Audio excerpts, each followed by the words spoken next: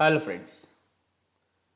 तर आपण लास्ट लेक्चरला variation of g due to depth, due to height on the surface of the earth हे आपण सगळं स्टडी केलं. तुम्ही ते पाहिलं असाल, त्याचा स्टडी केला असाल. ओके, आता आपण त्याच पॉईंटला पुढे कंटिन्यू करणार आहोत आणि चॅप्टरचा लास्ट पार्ट या व्हिडिओमध्ये आपण कंप्लीट करणार आहोत. ओके, सो आपला फर्स्ट पॉइंट आहे आजच्या लेक्चर मधला, that is will the direction of gravitational force change as we go inside the earth. जर आपण पृथ्वीच्या आतमध्ये गेलो, दॅट इज इनसाइड द अर्थ, तर ग्रॅव्हिटेशनल फोर्सची डायरेक्शन चेंज होईल का? तर आपण जेव्हा ग्रॅव्हिटेशनल फोर्स पाहिलं होतं तेव्हाच आपण सांगितलं होतं की ग्रॅव्हिटेशनल फोर्सची डायरेक्शन ही युनिडायरेक्शनल आहे. युनिडायरेक्शनल याचा अर्थ एकच डायरेक्शन त्याला आहे. कुठली डायरेक्शन आहे? Vertically downward. तुम्ही जर ते न्यूटनचं ते आपण पाहिलं होतं, तिथे सांगितलं होतं बघा, न्यूटनने काय सांगितलं होतं की ते हॉरिझॉन्टली जाते का, ते इन्क्लाइंड ऍक्ट होते का, ऍपल जे पडलं ते हॉरिझॉन्टली गेलं का, इन्क्लाइंड गेलं का, नाही, ते आलं कसं, व्हर्टिकली डाऊनवर्ड. म्हणजे ग्रॅव्हिटेशनल फोर्सची डायरेक्शन ही एकच आहे आणि ती कुठली आहे? Directed toward the centre of this earth, that is downward. कळालं?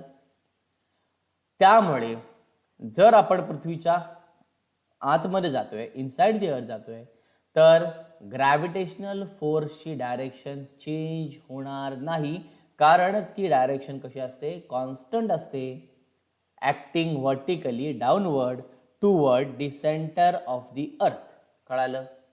मग तुम्ही पृथ्वीच्या वरती जावा किंवा पृथ्वीच्या आतमध्ये जावा, फरक पडत नाही. ग्रॅव्हिटेशनल फोर्सची direction always acts vertically downward toward the centre of the earth. मुद्दा कळाला? Very good. सेकंड क्वेश्चन आहे, what will be the value of g at the centre of the earth? G म्हणजे acceleration due to gravity. Acceleration due to ग्रॅव्हिटीची value अर्थच्या सेंटरला किती आहे? तर याचं उत्तर आहे acceleration due to gravity at the centre of the earth is 0. आता असं का बरं? ऍक्सलरेशन ड्यू टू ग्रॅव्हिटीची व्हॅल्यू अर्थच्या सेंटरला 0 का आहे? कारण जसं मी तुम्हाला सांगितलं होतं, आपण मागे बघितलं, जसं आपण इनसाइड द अर्थ जात जात आतमध्ये खोल खोल खोल जाऊ, तसं मास काय होतं? डिक्रीज. एम डिक्रीज होतो, आर डिक्रीज होतो, डिस्टन्स डिक्रीज होतं, आणि ह्या दोघांच्या कंबाईन इफेक्टमुळे ऍक्सेलरेशन ड्यू टू ग्रॅव्हिटी पण काय होत जाते? Decrease decrease decrease. आणि जेव्हा तो पर्टिक्युलर पॉइंट जेव्हा सेंटर ऑफ द अर्थ पोहोचतो, तेव्हा ऍक्सेलरेशन ड्यू टू ग्रॅव्हिटी किती बनते? 0 बनते. याचं दुसरं कारण असं की अर्थच्या सेंटरला, बघा लक्ष द्या, अर्थच्या सेंटरला जो पॉइंट आहे तिथे पृथ्वीचं मास इक्वली डिस्ट्रीब्यूट केलेलं असतं सगळ्या डिरेक्शनला.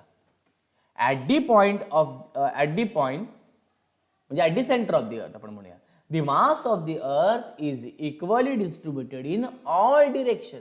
पृथ्वीचं मास त्या पॉइंट पासून सगळ्या डिरेक्शनला इक्वली डिस्ट्रीब्यूट झाले. कुठे? कुठल्या पॉइंटला? अर्थच्या सेंटरला. आपण त्याला सेंटर ऑफ मास कन्सेप्ट म्हणतो, सगळ्यांना माहिती असेल. Centre of mass, okay, centroid, centre of gravity, point माहिती असेल. ओके, तर पृथ्वीचं मास इक्वली डिस्ट्रीब्यूट सगळ्या डिरेक्शनला कुठल्या पॉइंटला होतं? सेंटर ऑफ द अर्थला. आणि जर इक्वली डिस्ट्रीब्यूट होतोय तर त्या ऑब्जेक्ट वरती ऍक्ट होणारा जो नेट पूल आहे किंवा नेट फोर्स आहे तो किती बनून जातो? 0. So pulling equally in all direction for a net 0 पुल. त्यामुळे फोर्स किती ऍक्ट होणार आहे? 0. डिस्टन्स पण मित्रांनो किती आहे? 0. आणि त्यामुळे ऍक्सेलरेशन ड्यू टू ग्रॅव्हिटी पण किती? 0. कळालं? एकदम सिंपल. ओके, प्रश्न आपला फक्त एवढा विचारला होता की जीची व्हॅल्यू किती आहे? 0 आहे, पण त्याचं आपण रिझनही सांगितलेलं आहे. Are you getting or not? 2 reason मी तुम्हाला सांगितले, त्यातला एक रिझन मी ते दिलेलं आहे, दुसरं रिझन पण तुम्ही लिहू शकता. Are you getting or not? चला पुढे जाऊया. नेक्स्ट पॉइंट आहे मास आणि वेट. आता खूप मोठं कन्फ्युजन असतं मुलांचं की आपण आपलं मास मेजर करतो का वेट मेजर करतो, आणि मग जर वेट मेजर करतो तर मग ते केजी कसं? खूप मोठा प्रश्न आहे मित्रांनो. कारण आपण सगळं रॉंग यूज करतोय. कारण जेव्हा मी बोलतो माझं वजन 70 किलो आहे, जास्त झालं का? ठीक आहे, 80 किलो आहे. ठीक आहे, माझं वजन समजा 70 किलो आहे, 70 केजी आहे, याचा अर्थ मी माझं वेट सांगत नाहीये किंवा मी वेटचे युनिट चुकीचं सांगतोय. 70 न्यूटन आहे असं मला म्हणायला पाहिजे. कारण वेट आणि मास या दोघांमध्ये खूप कन्फ्युजन होतं. वेट आणि मास मध्ये एका टर्मचा समावेश आहे, that is what acceleration due to gravity. Okay, आता आपण ते क्लिअर करूया सगळं. मास म्हणजे काय पहिलं पाहूया, वेट म्हणजे काय पाहूया, मग दोघांमधला डिफरन्स करू. ठीक आहे, आता इथे तुम्हाला 4 पॉईंट दिसत आहेत. मासचे 4 पॉईंट, वेटचे 4 पॉईंट. हेच तुमचे पॉईंट डिफरन्स झाले, दुसरं काय करायची गरज नाही. ठीक आहे, ओके. याच्यामध्ये 5 पॉईंट आहे, सॉरी, ते अरेंज करून आपण करू शकतो. मी सांगेन तुम्हाला, काय प्रॉब्लेम नाही. मास, मास म्हणजे काय? It is the amount of matter present in the object. Mass कोणाला म्हणायचं? तर एखाद्या ऑब्जेक्टमध्ये किती मॅटर प्रेझेंट आहे त्याला त्याचं काय म्हणायचं? मास. म्हणजे जर मी किराणा मालाच्या दुकानामध्ये गेलो आणि मी सांगितलं मला 1 किलो गहू द्या, तर 1 किलो गव्हामध्ये किती गव्हाचे दाणे आले, किती अमाऊंट ऑफ मॅटर आला, याला त्याचं काय म्हणायचं? मास म्हणायचं. आपण वेड्यासारखं काय म्हणतो? Wait. Are you getting or not? The amount of matter present in that object. एखादा ऑब्जेक्ट घेतला तर त्यामध्ये किती मॅटर प्रेझेंट आहे त्याला त्याचं काय म्हणायचं? मास. ज्याचं एसआय युनिट आहे केजी. लक्षात आलं? मासचं एसआय युनिट केजी. ही कुठली क्वांटिटी आहे? It is a scalar quantity. Scalar quantity याचा अर्थ it depends upon only magnitude. ही फक्त मॅग्निट्यूड वरती डिपेंड करते, डायरेक्शन वरती डिपेंड करत नाही. सगळ्यांना माहिती आहे ना? The quantity which depends upon magnitude only, that quantity is called scalar quantity. and the quantity which depends upon magnitude as well as direction, the quantity is called vector quantity. Are you getting? त्यातली मास ही कुठली quantity आहे? Scalar quantity आहे. मासचे SI unit काय आहे? KG आहे. 3 point झाले. आणि चौथा सगळ्यात महत्त्वाचा, the value is the same everywhere, does not change even we go to the another planet. मासची व्हॅल्यू सगळीकडे सेम असते, जरी तुम्ही दुसऱ्या प्लॅनेटवरती गेलात तरी. म्हणजे जर तुमचं मास हे 50 केजी आहे, तर तुम्ही मार्समध्ये गेलात किंवा अजून कुठल्या प्लॅनेटवरती गेलात तरीही तुमचं मास 50 केजीच राहणार, ते चेंज होणार नाही. Are you getting? समजलं मासचा कन्सेप्ट काय आहे? मग वेट म्हणजे काय? तर वेट हा एक फोर्स आहे. वेट म्हणजे काय? It is the force with which the earth attracts the object. हा एक फोर्स आहे ज्या फोर्सने पृथ्वी त्या ऑब्जेक्टला स्वतःकडे अट्रॅक्ट करून घेते. It is defined as the force with which the earth attracts the object. त्या पर्टिक्युलर ऑब्जेक्टला पृथ्वी स्वतःकडे ओढून घेते, अट्रॅक्ट करून घेते, तो फोर्स म्हणजे वेट. आपल्याला आपलं वेट जाणवतं, याचं कारण काय मित्रांनो? कारण आपल्यावरती ग्रॅव्हिटेशनल फोर्स ऍक्ट होते, म्हणून आपल्याला आपलं वेट जाणवतं. समजतंय की नाही समजतंय? आज जर मी प्लास्टिकची खुर्ची घेतली आणि त्यावरती माझे 100 किलो वजन असेल आणि मी उभा राहिलो तर खुर्ची तुटणार. माझं वेट मला जाणवलं गेलं त्या खुर्ची तुटल्यामुळे. कशामुळे? हे पृथ्वीवरती झालं. कशामुळे? कारण ग्रॅव्हिटेशनल फोर्स माझ्यावरती ऍक्ट होतोय आणि तो मला वेटची जाणीव करून देतोय. पण हेच जर मी समजा दुसऱ्या कोणत्या तरी ग्रहावरती गेलो जिथे कोणतीही ग्रॅव्हिटी नाहीये, तर तिथे मला माझं वेट जाणवतं का? नाही. त्याला आपण म्हणतो वेटलेसनेस. माझं वेट मला जाणवतच नाही. मग ते 100 असो, 200 असो, नाही तर किती असो, मला ते वेट जाणवणार नाही. म्हणजे वेट हा कन्सेप्ट कोणाशी येतो? फोर्सशी. मला माझं वेट पृथ्वीवरती जाणवतं, याचं कारण आहे माझ्यावरती ग्रॅव्हिटेशनल फोर्स ऍक्ट होतोय. प्लॅनेट दुसऱ्या प्लॅनेट्सवरती गेल्यानंतर मला माझं वेट जाणवत नाही, याचं कारण आहे की तिथे ग्रॅव्हिटेशनल फोर्स ऍक्ट होत नाही किंवा तिथे ग्रॅव्हिटी, ऍक्सलरेशन ड्यू टू ग्रॅव्हिटीची व्हॅल्यू फार कमी आहे. कळालं definition? It is defined as the force with which the earth attracts the object. त्याचा फॉर्म्युला आहे डब्ल्यू इज इक्वल टू, बघा फॉर्म्युला काय चेंज आहे, एम इंटू जी. एम म्हणजे मास आणि जी म्हणजे ऍक्सलरेशन ड्यू टू ग्रॅव्हिटी. अरे समजतंय का मी काय म्हणतोय? वेटचा फॉर्म्युला काय, mass into acceleration due to gravity.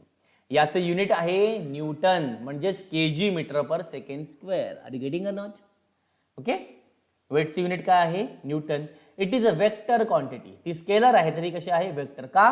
कारण याच्यावरती डायरेक्शन इम्पॉर्टंट आहे, वर्टिकली डाऊनवर्ड. ओके, आणि 5वा पॉइंट सांगितलाय, the weight of the object changes from place to place. मात्र बघा मास कसं राहणार आहे, सेम, पण वेट कसं होणार, चेंज. का? हा मॅटर दिसते तुम्हाला, जी जी ऍक्सेलरेशन ड्यू टू ग्रॅव्हिटी, हा सगळीकडे सेम राहतो का? नाही. आपण मागे तर सगळं पुराण पाहिलं त्याचं, acceleration due to gravity, due to depth, due to height on the surface of the earth, सगळं पाहिलं. प्रत्येकडे त्याची व्हॅल्यू काय होते, चेंज होते. मग जर जी चेंज होत असेल, acceleration due to gravity change होत असेल, तर मित्रांनो वेट पण काय होणार, चेंज. ऑब्वियस आहे, कंटिन्युअसली वेट काय होत राहणार आहे, चेंज होत राहणार आहे फ्रॉम प्लेस टू प्लेस. कळालं का डिफरन्स तुम्हाला? हा तुमचा पहिला डिफरन्स, डेफिनेशन मासची वेटची. दुसरा एसआय युनिट केजी, आणि इकडचा तिसरा पॉईंट न्यूटन. नंतर स्केलर, वेक्टर. नंतर हा चौथा पॉईंट, हा 5वा पॉईंट. अशा प्रकारे 4 पॉईंट तुम्ही लिहू शकता, 2 मार्क्स तुम्हाला मिळू शकतात. मास आणि वेट मधला difference, most IMP question. Okay, are you getting or not? Very good. आगे बढ़ते हैं, next point. Will your weight remains constant as we go above the surface of the earth. एक सिंपल प्रश्न विचारलाय की जर आपण पृथ्वीपासून उंच उंच उंच उंच घेत गेलो तर आपलं वेट कॉन्स्टंट राहील का? ते याचं उत्तर काय आहे, नो. आपलं वेट कॉन्स्टंट राहणार आहे का? नाही. का? कारण जसं आपण पृथ्वीपासून वरती वरती वरती वरती जातोय हाईट वरती, तसं ऍक्सलरेशन ड्यू टू ग्रॅव्हिटी जी कशी होत जाते, कमी कमी होत जाते. आपण मागेच पाहिलं ना. अरे जसं आपण पृथ्वीवरून वरती वरती वरती वरती जाऊ, आठवतं तुम्हाला ना, आर्टिफिशियल सॅटेलाइट होता, एरोप्लेन होतं, नाही आठवत आहे, फ्लाइंग काइट होता. सांगायचं मुद्दा काय मित्रांनो, जसं आपण अर्थ पासून पर्टिक्युलर हाईट वरती जाऊ, उंच उंच उंच उंच जाऊ, तसं आपल्यावरती ऍक्ट होणारा ऍक्सलरेशन ड्यू टू ग्रॅव्हिटी ही जी टर्म आहे ती काय होत जाणार, डिक्रीज होत जाणार, कमी कमी होत जाणार. आणि टी डिक्रीज झाली तर वेटचा फॉर्म्युला असतो mg. जी कमी झाला तर वेट पण काय होणार, कमी. वेट कमी होणार, याचा अर्थ it does not remains constant. मात्र जो काय वेट मधला चेंज आहे ना कमी होण्याचा, तो फारच कमी असणार. कळालं? खूप जास्त डिस्टन्स वरती गेलात, 35,700 किलोमीटर, आठवलं, हा, तर मात्र वेट थोडंसं कमी जाणवू शकतो तुम्हाला जास्त प्रमाणात. कळालं? उत्तर एकच आहे, वेट कॉन्स्टंट राहणार नाही. ओके, आगे बढ़ते हैं. Suppose we are standing on a ladder. आपण कुठे थांबलोय, शिडीवरती थांबलोय. If your distance from the centre of the earth is 2r. जर आपलं डिस्टन्स, वर्टिकल डिस्टन्स, इन्क्लाइंड नाही, जर आपलं डिस्टन्स पृथ्वीच्या सेंटर पासून किती असेल, 2r असेल, तर आपलं वेट किती? ठीक आहे, काय सांगितलं, कळालं का नाही कळालं? Are you getting or not? आपण एका शिडीवरती उभे आहोत. कशावरती? शिडीवरती. हां, तर त्या पर्टिक्युलर शिडी लॅडर पासून अर्थच्या सेंटर पर्यंत आपलं डिस्टन्स आहे 2r. किती डिस्टन्स आहे? 2r. r नाही आहे, 2r. म्हणजे रेडियस ऑफ अर्थच्या डबल डिस्टन्स आहे. म्हणजे केवढी लॅडर मोठी असेल शक्य नाहीये, तरी पण त्यांनी सांगितलंय, आपल्याला कन्सिडर करायचंय. एवढी उंच शिडी कोणी बनवलीच नाहीये, पण ठीक आहे, एक्झाम्पल मध्ये आले म्हणून पाहावं लागेल आपल्याला. तर आपलं वेट किती हे आपल्याला सांगायचंय. सांगूया. आपल्याकडे वेटचा फॉर्म्युला आहे, मगाशी पाहिलं, फोर्स म्हणजेच वेट असतं. फोर्स म्हणजेच वेट असतं. काय फॉर्म्युला आहे? mg. आणि त्या ग्रॅव्हिटेशनल फोर्सचा फॉर्म्युला काय आहे? gmm upon r square. gmm upon काय, r स्क्वेअर. पण आता आपलं डिस्टन्स r राहिलंय का? नाही, ते झाले किती? 2r. म्हणून माझं वेट इथे w घेतलं, तर मी दुसऱ्या कंडिशनला काय घेतलं? w1 घेतलं. Okay, gmm universal gravitational constant, mass of the अर्थ, मास of the object upon divided by, याचा अर्थ डिवायडेड बाय मी दाखवू शकत नाही मित्रांनो, त्यामुळे असं दाखवले डिवायडेड बाय. आणि आर ची तर काय पुट करणार 2r. 2r चा काय झाला स्क्वेअर. 2 स्क्वेअर 4 r स्क्वेअर आला. बघा GMM अपॉन आर स्क्वेअर आला. ह्याला कुठला 1/4. 1/4 कॉमन काढलं. 1/4 कॉमन काढलं. राहिलं काय GMM अपॉन आर स्क्वेअर. पण GMM अपॉन आर स्क्वेअर म्हणजेच कोण W. म्हणजे तुमचं न्यू वेट जे आहे ते ओरिजिनल वेट पेक्षा 4 पटीने कमी होणार. Decrease by factor 4. नाही समजलं का? समजलं? पुन्हा परत सांगतो पाहिजे तर व्यवस्थित लक्ष द्या. फोर्सचा फॉर्म्युला किंवा वेटचा फॉर्म्युला mg आहे. ठीक आहे, उसको जाने दो. दुसरा फोर्सचा फॉर्म्युला, ग्रॅव्हिटेशनल फोर्सचा फॉर्म्युला आपल्या सगळ्यांना माहिती आहे.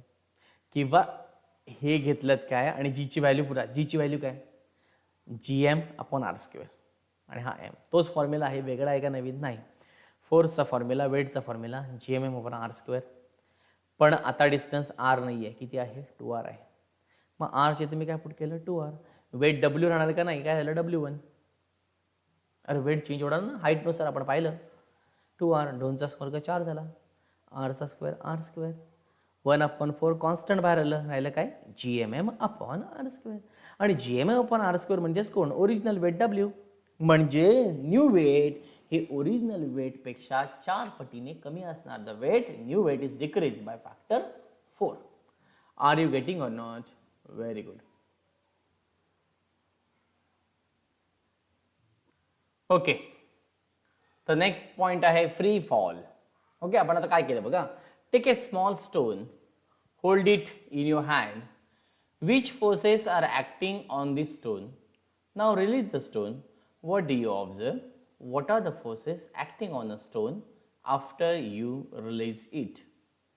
तुम्हाला एक दगड हातामध्ये घ्यायचा आहे, मारण्यासाठी नाही, आणि त्याला तुमच्या हातामध्ये होल्ड करून ठेवायचं आहे. ओके, तर त्याच्यावरती कोणकोणते फोर्सेस ऍक्ट होतात हे सांगायचं. त्यानंतर तुमच्या हाताची मूठ आहे ती सोडून द्यायची. तुम्ही काय ऑब्झर्व करता ते पाहायचं. आणि मग त्याला रिलीज केल्याच्या नंतर, त्या स्टोनला सोडल्याच्या नंतर त्याच्यावरती कोणते फोर्सेस ऍक्ट होत आहेत हे स्टडी करायचं. कळालं ना सगळी प्रोसेस? ठीक आहे.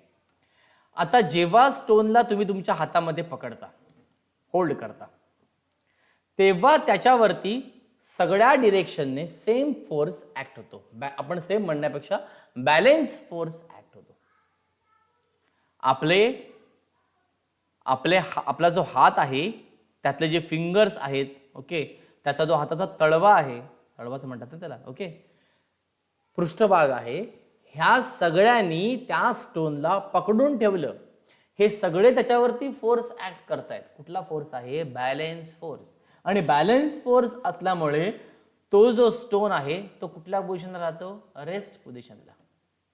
पण जेव्हा आपण हाताची मूठ सोडतो, म्हणजे स्टोनला रिलीज करतो, तेव्हा त्याच्यावरती फक्त एकच फोर्स ऍक्ट होतो, जो ऍक्ट होतो व्हर्टिकली डाऊनवर्ड. म्हणजे कोणता फोर्स? बरोबर, ग्रॅव्हिटेशनल फोर्स. आणि त्या ग्रॅव्हिटेशनल फोर्समुळे तो जो स्टोन आहे त्याच्या इन्फ्लुएन्सने डाऊनला जाऊन पडतो. Falls down under its influence. कळालं का नाही कळालं?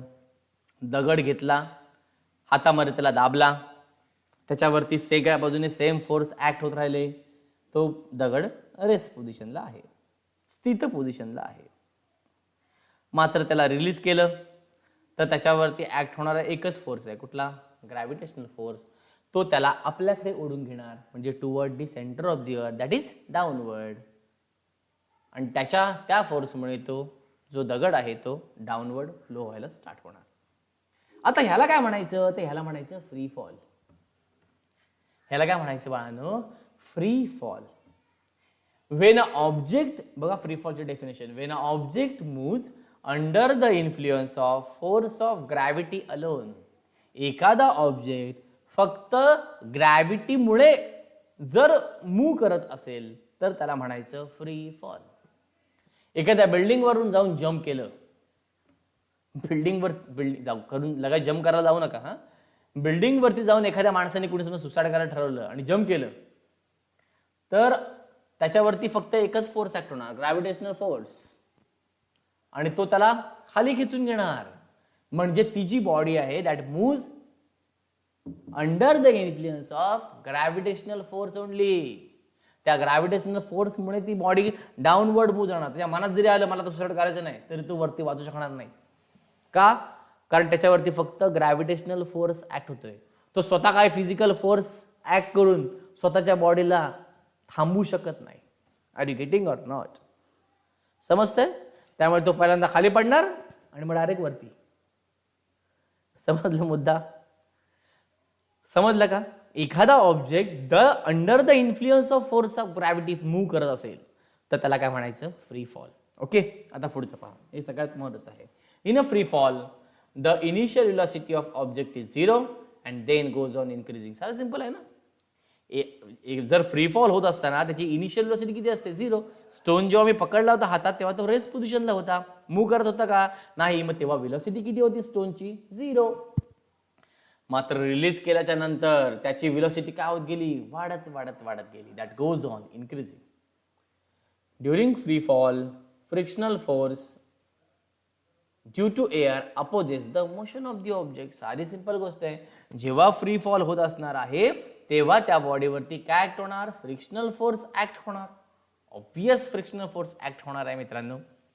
हवेमध्ये त्या जम्प करताना पॅराशूट सगळ्यांना माहिती आहे, त्या पॅराशूट थ्रू जर जम्प केली किंवा एरोप्लेनमधनं जम्प केलं आणि पॅराशूट ओपन करायचं असेल तर एक पर्टिक्युलर टायमिंगला आणि त्या एअरच्या फ्लो असेल त्या पर्टिक्युलर पार्टला तुम्ही पॅराशूट ओपन करू शकता. नाहीतर ओपन होत नाही, डायरेक्ट गेला खाली. एअरचं फ्रिक्शन एवढं असतं की ते त्याला उघडून देत नाही. Are you getting or not? समजते का? नाही समजत आहे? ते एअरचं फ्रिक्शन त्या बॉडीवरती त्याला त्या पर्टिक्युलर ऑब्जेक्टच्या मोशनला काय करतं? अपोज करतो. A true free fall is possible only in vacuum. त्यामुळे जर फक्त free fall, true free fall आपल्याला जर हवा असेल तर ते फक्त व्हॅक्यूम मध्ये भेटतं. हे पॉईंट सगळे इम्पॉर्टंट आहे मित्रांनो. हे का स्टडी करायचं चाललं एवढ्या डीपमध्ये? कारण तुम्हाला काही क्वेश्चन येऊ शकतो MCQ साठी किंवा शॉर्ट क्वेश्चनसाठी, त्यामुळे तुम्हाला ते फार इम्पॉर्टंट आहे.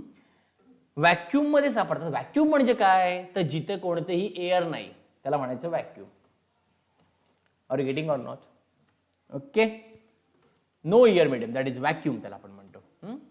For a free falling object acceleration is equal to g. लक्षात ठेवायचं, ए इज इक्वल टू जी.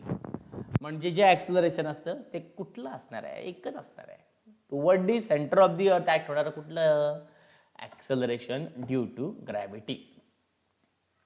आता तुम्हाला हे 3 कायनॅमेटिक इक्वेशन होते आठवतात? V is equal to U plus AT, S is equal to UT plus 1/2 AT square, V square is equal to U square plus twice AS. आठवते? 3 kinematic equation होते. त्यातलं पहिलं होतं काय होतं? V इज इक्वल टू, मी दाखवते ते बघा आता हे फ्री फॉल नुसार चेंज कसं होतं बघा, लक्ष द्या. V is equal to U plus AT.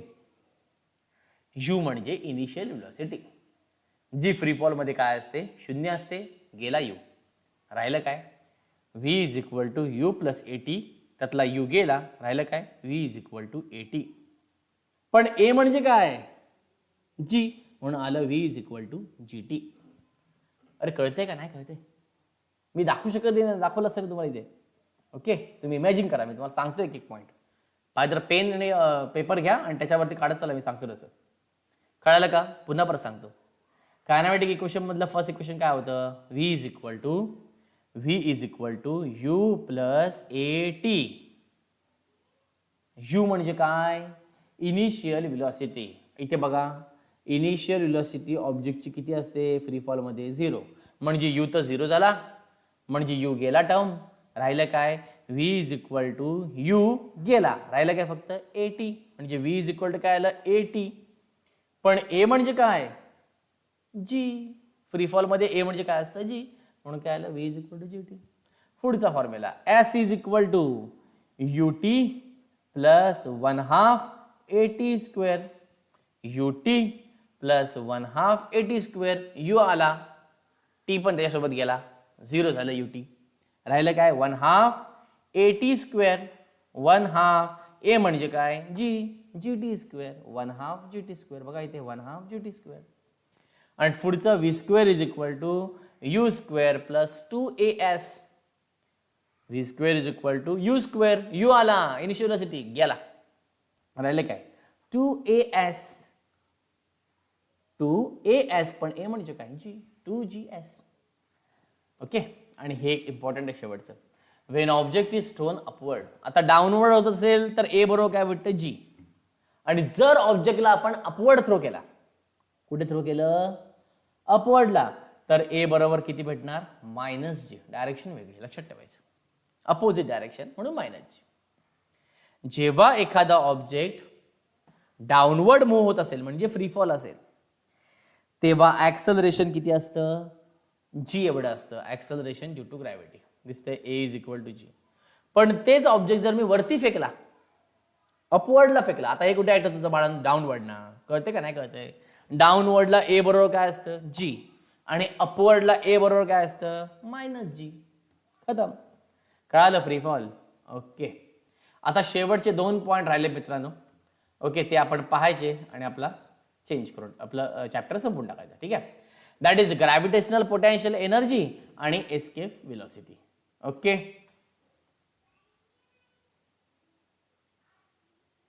पाहूया आपण. ओके, तर नेक्स्ट पॉइंट आहे ग्रॅव्हिटेशनल पोटेन्शियल एनर्जी. तर आपण फर्स्ट पाहूया पोटेन्शियल एनर्जी म्हणजे काय. The energy stored in the object due to its state or position is called potential energy. ऑब्जेक्टच्या एखाद्या पोझिशनमुळे किंवा एखाद्या स्टेटमुळे जी काय एनर्जी स्टोअर केली जाणार आहे त्या ऑब्जेक्टमध्ये, त्याला त्याचं म्हणायचे पोटेन्शियल एनर्जी. कळतंय. The energy stored in a object due to its state or a position is called potential energy. This energy increases as we go to the greater heights from the surface of the earth. सगळ्यांना माहिती आहे potential एनर्जीचा formula आहे mgh. कुठला formula आहे mgh. त्यातला h म्हणजे कोण हाईट. जशी हाईट वाढणार तशी पोटेन्शियल एनर्जी पण काय होणार वाढणार. Okay. The potential energy that is mgh on the ground is zero. Ground वरती झिरो कारण हाईट इज झिरो. अरे ग्राउंड वरती हाईट किती शून्य. मग हाईट जर शून्य तर पोटेन्शियल एनर्जी पण किती असणार शून्य. कळते का नाही कळते. पोटेन्शियल एनर्जीचा फॉर्म्युला mgh. mgh h म्हणजे हाईट. हाईट वाढणार पोटेन्शियल एनर्जी वाढणार. As height increases potential energy also increases. पण ग्राउंड सरफेस वरती हाईट किती असते शून्य. मग जर हाईट शून्य आहे तर पोटेन्शियल एनर्जी पण किती असणार zero. For a large value of h the value of g decreases with the increase in h. Hence, for an object at an infinite distance from the earth, the value of g is zero and the earth gravitational force does not act on the object, so it is more appropriate to assume the value of potential energy to be zero there. त्यांनी काय सांगितलंय मित्रांनो, पण जसं आपण greater height पर्यंत जाऊ, तर मुद्दा बघा तुम्हाला कळतंय का. आपण सांगितलं पोटेन्शियल एनर्जीचा फॉर्म्युला mgh. हाईट वाढली तर पोटेन्शियल एनर्जी वाढणार. सांगितलेलं आहे हाईट वाढली की पोटेन्शियल एनर्जी वाढणार. पण मुद्दा असा आहे जर आपण इन्फायनाइट डिस्टन्स पर्यंत गेलो, म्हणजे खूप लांब डिस्टन्स पर्यंत गेलो, खूप लार्ज हाईट वरती गेलो, तर हाईट वाढल्यामुळे ऍक्सेलरेशन ड्यू टू ग्रॅव्हिटी काय होते कमी होते. कारण आपल्या पोटेन्शियल एनर्जीच्या फॉर्म्युलामध्ये 3 टर्म आहेत. एक मास आहे त्याचा काय संबंध नाही, ते सगळीकडे सेम राहतं. दुसरा आहे जी ऍक्सेलरेशन ड्यू टू ग्रॅव्हिटी, आणि तिसरा आहे हाईट. आता इथे काय होतंय आपण जीचा विचार जास्त केला नाही कारण छोट्या छोट्या हाईट्स आपण पाहत होतो. छोट्या छोट्या हाईट्स पाहिल्या आपण, छोट्या छोट्या हाईट पर्यंत गेलो, पोटेन्शियल एनर्जी वाढत गेली. मुद्दा बरोबर होता. पण जर आपण लार्जर हाईट्सला गेलो तर हाईट तर वाढणार, पण जी आहे ना ऍक्सेलरेशन ड्यू टू ग्रॅव्हिटी तो काय होत जाणार कमी कमी कमी होत जाणार. आपण मागेच पाहिलं आपण जशी हाईट वाढत जाईल तशी ऍक्सेलरेशन ड्यू टू ग्रॅव्हिटी काय होत जाते कमी कमी कमी. मग जर आपण इन्फायनाइट डिस्टन्स पर्यंत गेलो तर ऍक्सेलरेशन ड्यू टू ग्रॅव्हिटी किती होणार झिरो. म्हणजे निग्लिजिबल होणार.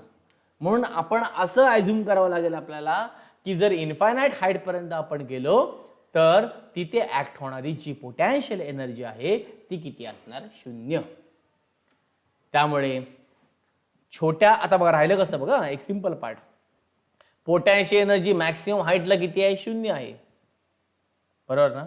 त्यामुळे छोट्या हाईटला जर आपण कन्सिडर केलं तर पोटॅन्शियल एनर्जी 0पेक्षा कमीच पकडायला पाहिजे, म्हणजेच किती असणार? ती निगेटिव्ह. आणि त्यामुळे ग्रॅव्हिटेशनल पोटॅन्शियल एनर्जी ही कशी असते? निगेटिव्ह असते. मुद्दा कळाला?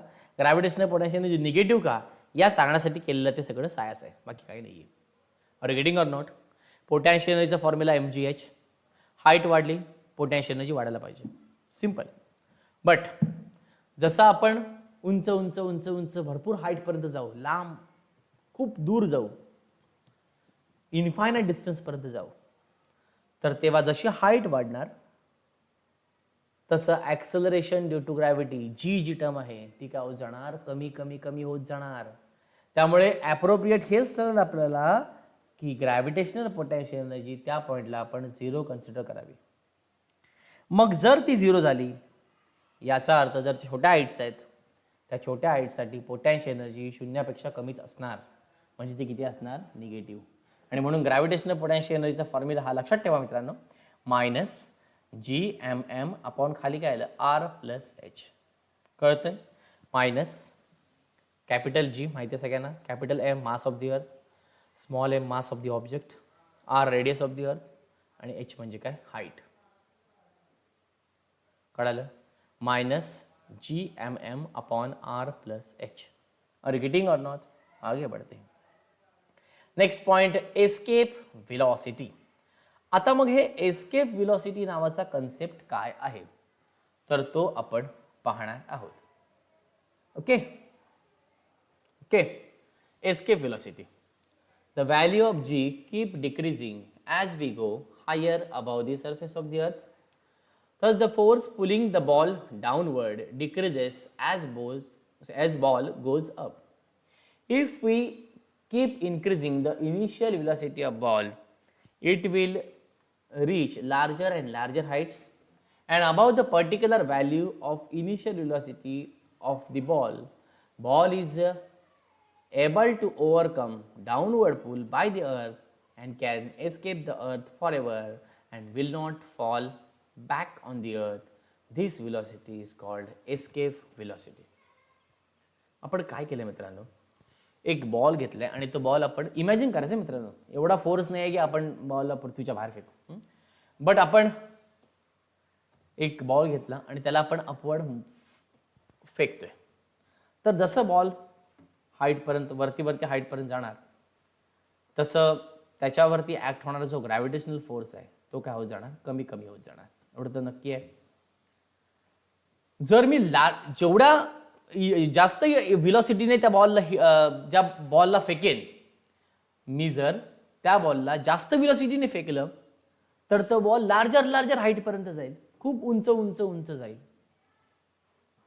मी समजा खूपच जास्त इनिशियल व्हेलॉसिटी लावली आणि त्या बॉलला एवढ्या लांब फेकलं की त्या व्हेलॉसिटीमुळे तो बॉल अर्थचं ऑर्बिट सोडून बाहेर गेला, म्हणजेच तो त्याच्यावरती ऍक्ट होणारा जो ग्रॅव्हिटेशनल फोर्स आहे तोच निग्लिजिबल झाला, म्हणजेच तो बॉल पुन्हा परत पृथ्वीकडे परत आलाच नाही, तो असाच निघून गेला पुढे. त्याला म्हणायचं एस्केप व्हेलॉसिटी.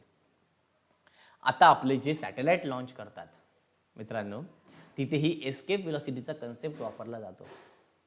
एवढी व्हेलॉसिटी द्यायची त्या पर्टिक्युलर सॅटेलाइटला जेणेकरून तो अर्थचं ऑर्बिट सोडून बाहेर जाईल, त्याच्यावरती ग्रॅव्हिटेशनल फोर्स ऍक्ट होणार नाही, ग्रॅव्हिटेशनल इन्फ्लुएन्स त्याच्यावरती ऍक्ट होणार नाही. It will escapes from the earth surface. त्याला म्हणायचं एस्केप व्हेलॉसिटी. ओके, त्याला काय म्हणायचं? Escape velocity. Are you getting or not? ठीक आहे. आता इथे एस्केप व्हेलॉसिटीची डेफिनेशन नाही, पण मी सांगतो ते लिहून घ्या. Okay, it is the velocity with which body should be projected. It is the velocity with which body म्हणा किंवा ऑब्जेक्ट म्हणा, okay, it is the velocity with which object should be projected, that it escapes from the surface of the earth, that will escape from the surface of the earth and will not fall back on the earth,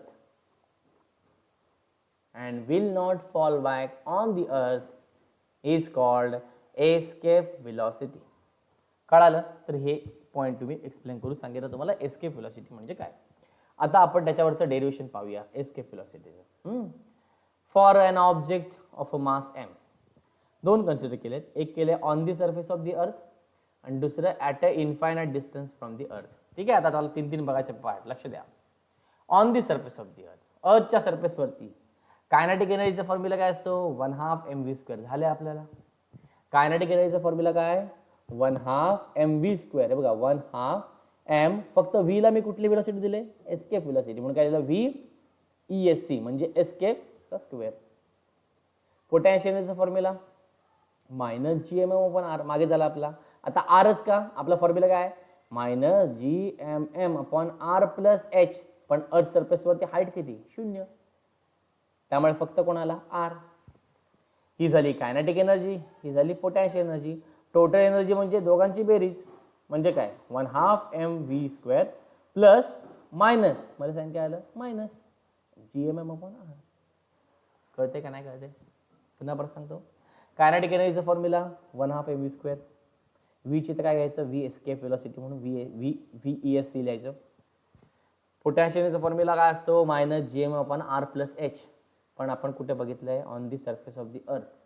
अर्थच्या सरफेसवरती height किती असते, 0, त्यामुळे फक्त काय आलं, r. हे दोघांना एकत्र केलं, टोटल एनर्जी मिळाली. ओके. आता at a infinite distance from the earth, जर आपण अर्थ पासून इन्फायनाइट डिस्टन्स पर्यंत गेलो तर कायनेटिक एनर्जी 0. का कायनेटिक एनर्जी 0, कारण अर्थ वरती त्याचा काही इन्फ्लुएन्सच नाहीये ना. Are you getting or not. Earth पासून जर इन्फायनाइट डिस्टन्स पर्यंत गेलो तर कायनेटिक एनर्जी किती झाली, 0. पोटॅन्शियल एनर्जीचा फॉर्म्युला -gmm/∞ आलं, आर डिस्टन्स किती आलं, इन्फायनाइट, आणि 1/∞ आन्सर किती येतं, 0. त्यामुळे पोटॅन्शियल एनर्जी पण किती, 0. दोघांची बेरीज केली, टोटल एनर्जी पण काय मिळाली, 0. म्हणजे on the surface of the अर्थ टोटल एनर्जी मिळाली 1/2 mv² - gmm/r, आणि इन्फायनाइट डिस्टन्स फ्रॉम दी अर्थ किती मिळाली, 0. ओके. आता आपल्याला माहिती आहे principle of conservation of energy, law of conservation of energy नुसार जी ही इकडे वेलोसिटी होती E1 on the surface of the earth, आणि ही इकडे वेलोसिटी होती infinite distance, that is E2. हे दोन्ही कसे असणार, same, that is E1 = E2. E1 म्हणजे काय, 1/2 mv² - gmm/r = E2 किती होता, 0. हा मायनस आहे, तिकडे गेल्यानंतर काय झालं, प्लस 1/2 mv² gmm/r. आता काय झालं बघा, हा 2 इकडे डिवाइड आहे, तिकडे जाऊन मल्टिप्लाय झाला बघा, इकडे गेला मल्टिप्लाय झाला बघा, 2 आला, इथे आला. ओके. ह्या स्मॉल एम ला हा स्मॉल एम गेला, कळते का नाही कळते, ह्या स्मॉल एम ला हा स्मॉल एम गेला, राहिलं काय इकडे gm/r, आणि हा 2 इकडे मल्टिप्लाय झाला, 2 gm/r, राहिलं काय, v एस्केपचा स्क्वेअर. आता काय घेणार, स्क्वेअर रूट, इथे स्क्वेअर आहे म्हणून काय घेतलं, टेकिंग स्क्वेअर रूट्स. मग इथे कोणाला, v एस्केप, कारण याचा स्क्वेअर निघून गेला, स्क्वेअरला स्क्वेअर रूट निघून जातं, आणि इकडे रूट आलं 2gm/r. नाही कळत आहे का, सोपं आहे ना एकदम, व्हेरी गुड. पण gm म्हणजे काय, gr². आता हे कुठनं आलं, तर स्मॉल जीचा फॉर्म्युला आपण पाहिलाय. स्मॉल जीचा फॉर्म्युला काय, gm/r², gm / r². मग gm म्हणजे काय, gr². बरं, इथे gm ची व्हॅल्यू काय भरली, gr². एक r ला एक r कॅन्सल झाला, आन्सर काय आलं, 2gr. 2 g ची व्हॅल्यू 9.8 आणि r रेडियस ऑफ किती आहे, 6.4 × 10⁶. हे सगळं व्हॅल्यू जर कॅल्क्युलेट केलं त्याचं आन्सर येतं 11.2 km/s. महत्वाचं आहे फार मित्रांनो, एस्केप व्हेलॉसिटी ही 11.2 किलोमीटर पर सेकंड आहे. कोणासाठी? अर्थ पासून जर बाहेर जायचं असेल तर. कळालं का नाही कळालं? Are you getting? Easy or not? Very good. This is the end of the chapter. जर तुम्हाला काही शंका असेल तर मला त्या शंका पर्सनली मला व्हॉट्सअप नंबरवरती सांगा. Okay, my WhatsApp number is 9021117530. Okay, good bye.